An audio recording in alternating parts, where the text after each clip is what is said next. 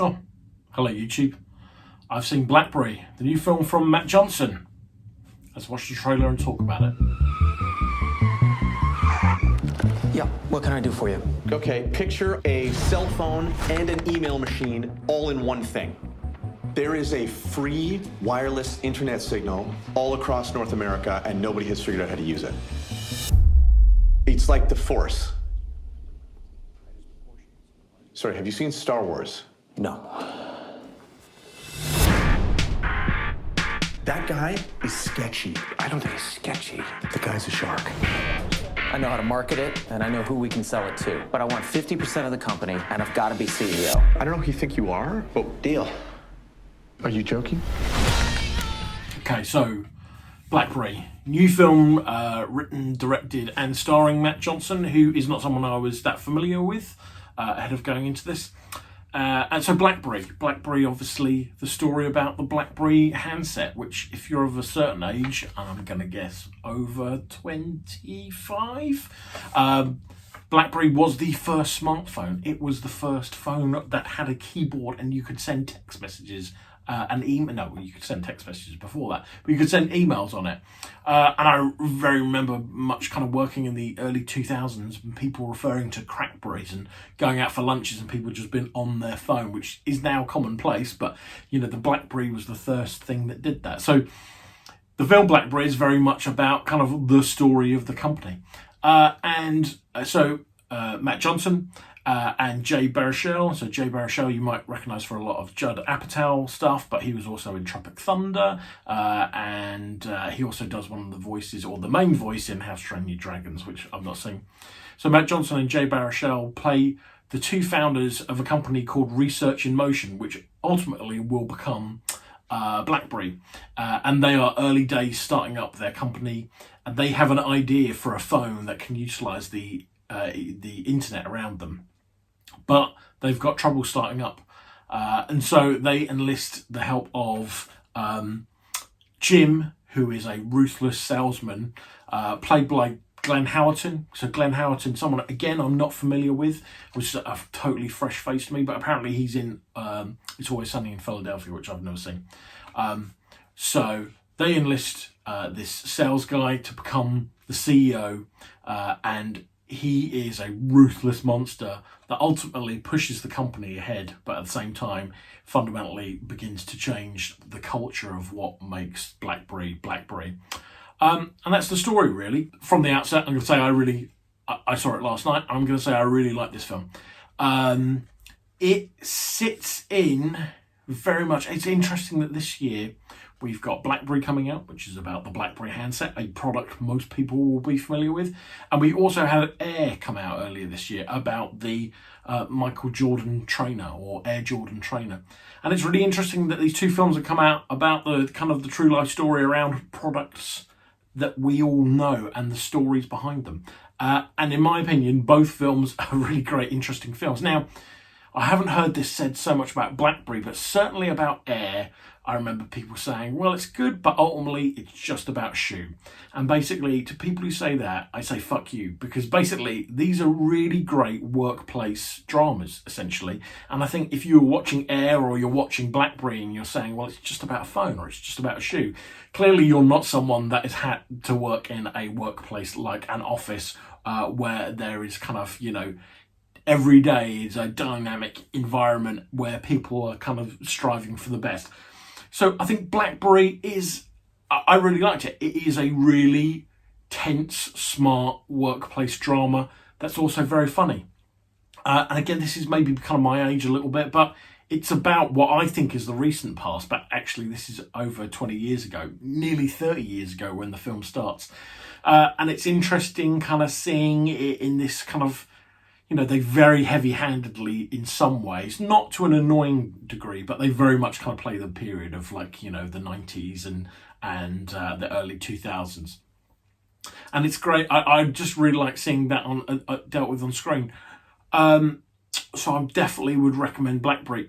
So the guy Glenn Howerton, who plays Jim, the kind of ruthless CEO, he is he is a total monster in this, and I'm going to say this is like one of the most intense sort of like movie maniacs I kind of think I've seen in a long time. Again, I'm not familiar with Always Sunny in Philadelphia, but this guy is someone I didn't recognise when I was watching it. I was like, oh my, he's insane, and he is owning every scene that he's in, and that's partly because of the way the character's written, but he plays this kind of super intense, driven, psychotic CEO incredibly well. So yeah, this guy Glenn Howerton, I think it was great.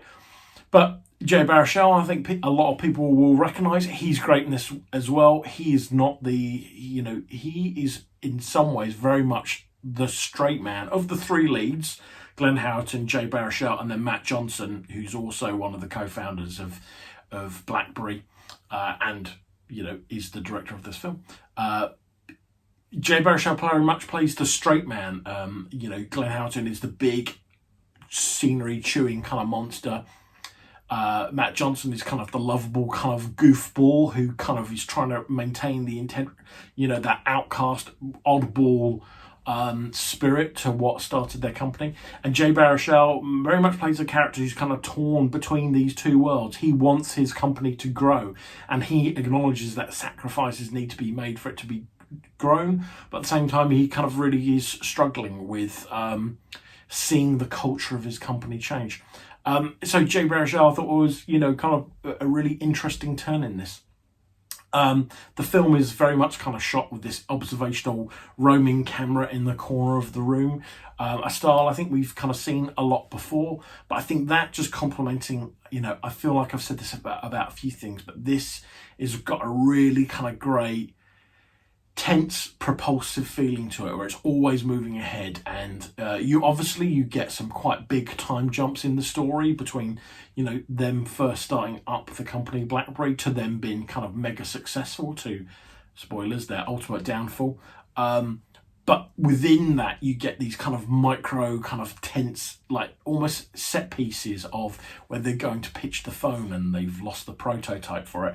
It's really got a great drive and propulsion to this. And a lot of people, I can hear a lot of people say, well, this is probably a streaming film. I wait for it to streaming. And I wonder actually whether this film was even kind of made for a streaming service and it's ended up getting a theatrical release.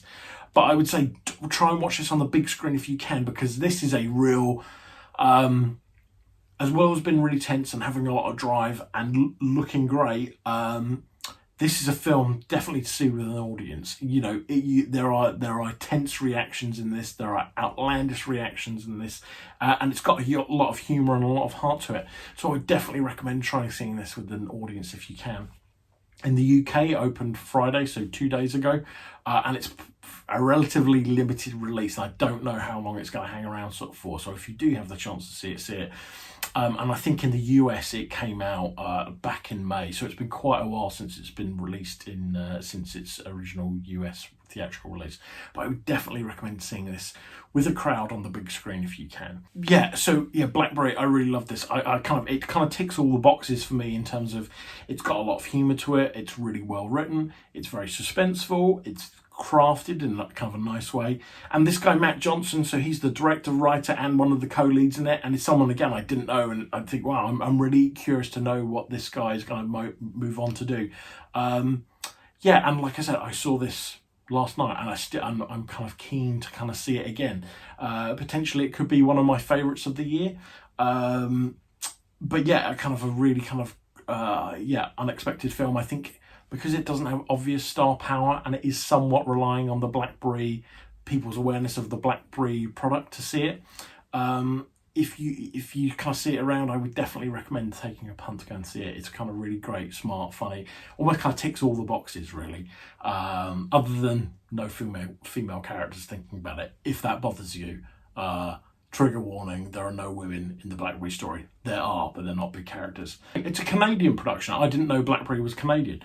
So for obvious reasons, it's a Canadian production. But Michael Ironside, who you might know from Total Recall and lots of, the kind of the go-to bad guy in the 80s,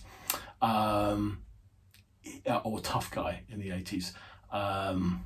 Michael Ironside is in this, and it's got quite a small role, but he's great in it, and it's just really great seeing Michael Ironside on screen, even though he's quite a lot older than I think how most people will remember him. So yeah, Blackberry, definitely recommend it. I think I've said that about 5 times now. See it if you can. Okay, take care. Goodbye. Oh no, I don't say that, do I? What do I end it with? I don't know. I can't remember. But enjoy. Bye.